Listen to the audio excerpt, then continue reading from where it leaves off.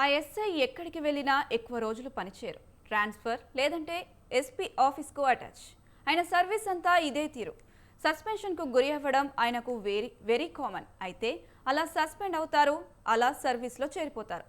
సస్పెన్షన్లు ఆయనకు సరిపోవు. Posting order ఇవ్వాలని ప్రజలు అంటున్నారు. ఇంతకీ ఆ ఎస్ఐ ఎవరు? ఆయన సాగించిన వ్యవహారాలేమిటి? What's the story?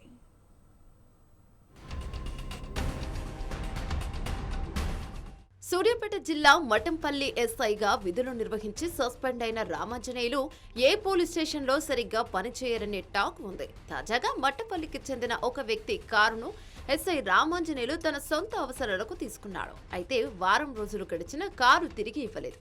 కారు ఇవ్వకపోగా ఆ వ్యక్తిని ఇబ్బందులకు గురి చేశాడు. దీంతో బాధితుడు ఈ విషయాన్ని డీజీపీతో పాటు జిల్లా ఎస్పీకి మెయిల్ ద్వారా ఫిర్యాదు చేశారు. ఇక ఎస్ఐపై విచారణ చేసిన ఉన్నతాధికారులు బాధితుని ఆరోపణలు నిజంగా నిర్ధారించారు. ఎస్ఐపై సస్పెన్షన్ వేటు వేశారు. Telangana multi zone 2 IG Satyanarayana ఈ మేరకు ఉత్తర్వులు జారీ చేశారు. ఈయన పనిచేసిన అన్ని చోట్ల అవినీతి ఆరోపణలు వస్తూనే ఉంటాయనే టాక్ వినిపిస్తోంది. కేసును బట్టి డబ్బులను డిమాండ్ చేస్తాడని ప్రజలు వాపోతున్నారు. మఠంపల్లి ఎస్ఐ గారు రామాంజనేయులు గారు గతంలో నా మీద అక్రమమైన కేసు పెట్టి నాకు అన్ని ఆర్డర్స్ ఉన్నాయి.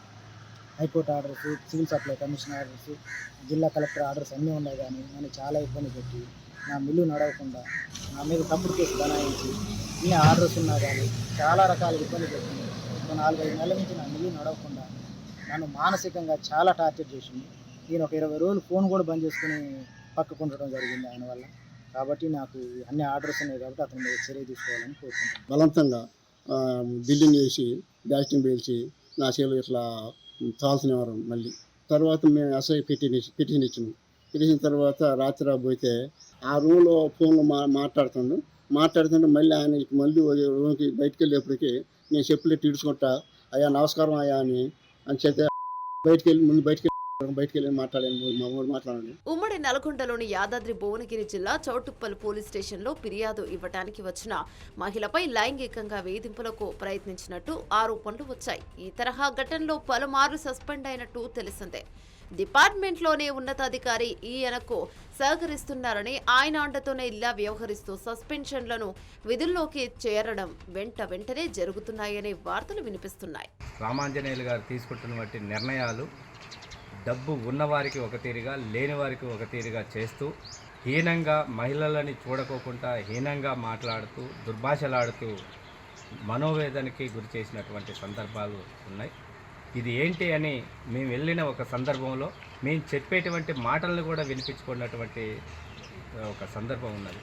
అంటే ఇలాంటి పరిస్థితులు తగవు అని ఆనాడు కూడా చెప్పినా కానీ మూర్ఖంగా వహించినటువంటి ఎస్ఐని తక్షణమే తీవ్రమైన చర్యలు తీసుకోవాలని ఉన్నతాధికారులకు మేము విజ్ఞప్తి చేస్తున్నాం.